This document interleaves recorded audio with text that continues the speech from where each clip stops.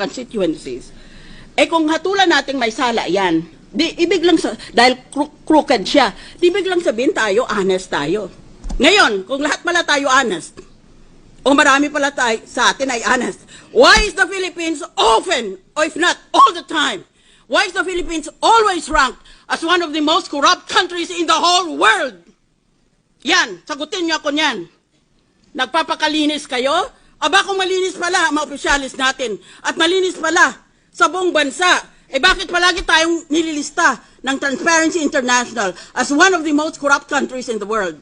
Magtitingnan tayo? Sino kaya dito? Yan ang unang punto ko.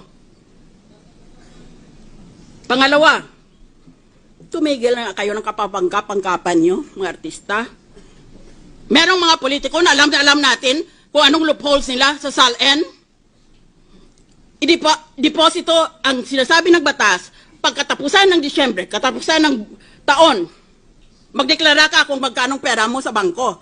Hindi ba gini-withdraw nila pera nila sa buwan na Nobyembre o Disyembre para pag naglagay sila, pag nag-file sila ng SALN nila, wala nga silang deposito. O kaya meron lang sila ng couple of thousands. Kasi withdraw nila eh. Pag Enero, i-deposit nila uli.